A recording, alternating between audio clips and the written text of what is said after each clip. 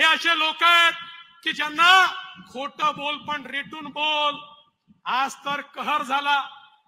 कसं असतं, खरं बोलायला विचार करावा लागत नाही, खोटं बोलायला विचार करावा लागतो. आणि एकदा खोटं बोललं की मग वारंवार खोटं बोलावं लागतं आणि मग कुठेतरी पोल उघडते. आज उद्धव ठाकरेंची पोल उघडली. मला असं वाटतं आमचे जुने मित्र उद्धव ठाकरेजी हे थोडे भ्रमिष्ट झाले आहेत. आज ते असं म्हणाले की देवेंद्र फडणवीसांनी मला सांगितलं होतं की आदित्य ठाकरेला मी मुख्यमंत्री करेन आणि मी दिल्लीमध्ये जाईन. त्यांना वेळ लागला असेल, मला तर लागलेलं नाही ना, मला तर लागलेलं.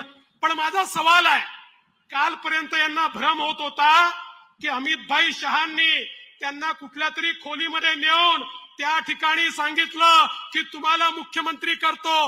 हा कालपर्यंतचा भ्रम होता. आता आज त्यांचा भ्रम बदलला. आज ते म्हणतात देवेंद्रांनी सांगितलं होतं आदित्यला मुख्यमंत्री करतो.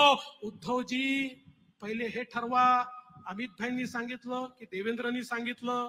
अमितभाईंनी सांगितलं तुम्हाला मुख्यमंत्री करतो की देवेंद्रांनी सांगितलं आदित्यला मुख्यमंत्री करतो? बंधू भगिनींनो, हे भ्रमिष्ट झालेले आहेत.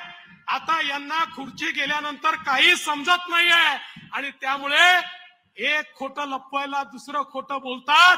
आज हे सपशेल उघडे पडले आणि मी स्पष्टपणे या ठिकाणी सांगतो, हो मी त्यांना सांगितलं होतं की आदित्य ठाकरेला तुम्ही लढवा, कारण तुमचा पक्ष नंतर त्याला सांभाळायचा आहे, काहीतरी ट्रेनिंग त्याला मिळालं पाहिजे.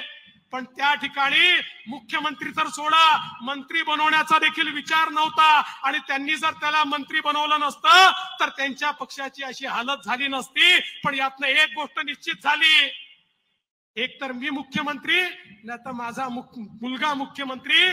म्हणजे केवळ या ठिकाणी आपल्या परिवाराचाच विचार. आणि म्हणूनच ते कोणासोबत गेले? काँग्रेस सोबत आणि राष्ट्रवादी काँग्रेस सोबत. कारण काँग्रेसमध्ये सोनियाजींना राहुलजींचाच विचार, राष्ट्रवादीमध्ये पवार साहेबांना त्या ठिकाणी सुप्रियाताईचाच विचार आणि या ठिकाणी उद्धवजींना आदित्यचाच विचार. तुमचा विचार करणारं कोणी नाही, पण नरेंद्र मोदी असा व्यक्ती आहे, ना आगाय ना पिछा आहे, ना परिवार आहे ना घर आहे, 24 तास तुमचा विचार करतात.